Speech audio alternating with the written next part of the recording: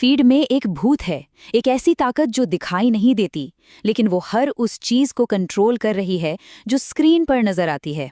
एक नए तरह का मीडिया जन्म ले रहा है।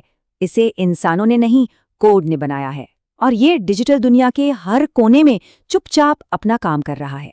सोचिए, न कोई आर्टिस्ट, न एक्टर और न ही कोई स्टूडियो, ये क्रिएटिविटी के उन सारे नियमों को तोड़ रहा है जिन्हें हम अब तक जानते थे। ये कुछ बिल्कुल अलग है, और ये कोई भविष्य की बात नहीं है, ये अभी हो रहा है। इसी वक्त रोजाना अरबों व्यूज, ये पहले से ही वायरल है। तो सवाल ये है कि ये वायरल मशीन काम कैसे करती है। देखिए, ये आर्ट नहीं है, ये एक इंडस्ट्रियल प्रोसेस है। चलिए इसके ब्लूप्रिंट को डिकंस्ट्रक्ट करते हैं। इसकी भाषा देखिए, कितनी क्लिनिकल है। बात क्रिएटिविटी की नहीं, प्रोडक्शन की हो रही है। एक ऐसा सिस्टम जिसका सिर्फ एक ही मकसद है, अटेंशन, ज्यादा से ज्यादा लोगों का ध्यान खींचना। ये है इसकी असेंबली लाइन। पहला स्टेप, एक वेक्टर को पहचानना, मतलब एक ऐसा आइडिया जिसमें वायरल होने का पोटेंशियल हो। फिर एआई उस आइडिया को उठाता है और सेकेंडों में इमेज बना देता है। उन इमेजेस को एनिमेट किया जाता है, एक साथ जोड़ा जाता है और फिर उसे पूरी दुनिया में फैला दिया जाता है। ये सब कुछ बिना किसी इंसानी हाथ लगे, तेजी से और बहुत एफिशिएंट तरीके से होता है। तो आखिर ये मशीन ऐसा बना क्या रही है जो इतना कैप्टिवेटिंग है? इसका जवाब पिक्सल में नहीं, बल्कि हमारी अपनी साइकोलॉजी की गहराइयों में छिपा है। ये सिस्टम सिर्फ कंटेंट नहीं बना रहा, ये हमारी भावनाओं को एक्सप्लॉइट कर रहा है।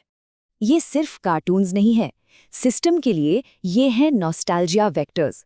सिस्टम जानता है कि जानी पहचानी चीज़ों से एक कंफर्ट मिलता है, और वो इसी भावना को कैश करने के लिए इन कैरेक्टर्स का इस्तेमाल करता है।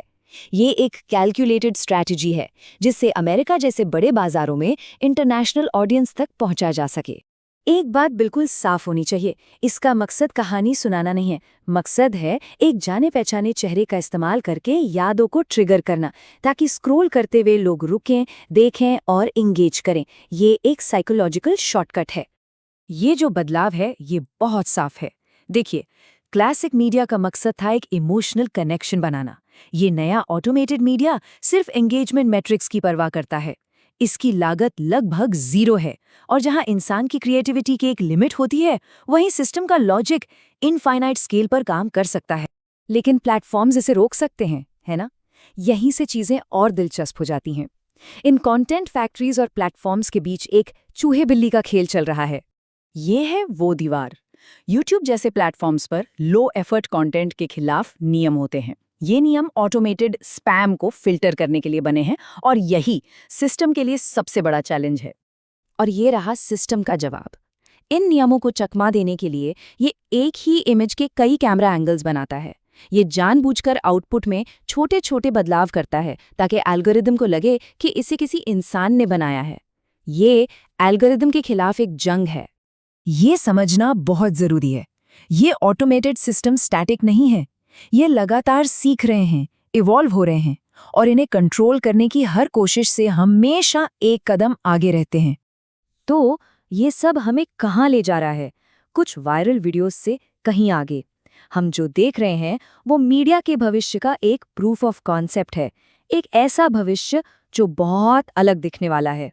इसे एक कामयाब ब्लूप्रिंट की तरह समझिए, सिर्फ एक आजमाया हुआ फॉर्मूला जो काम करता है।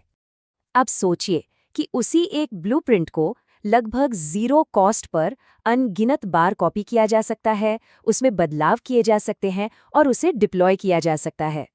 यही इस टेक्नोलॉजी की असली ताकत है। एक बार कोई कामयाब फॉर्मूला मिल गया तो उसे अनगिनत वेरिएशंस में दोहराया जा सकता है, हर तरह की ऑडियंस को टारगेट करते हुए। ये कंटेंट क्रिएशन का इंडस्ट्रियलाइजेशन है। और ये सब हमें एक बहुत परेशान करने वाले सवाल पर लाकर खड़ा कर देता है।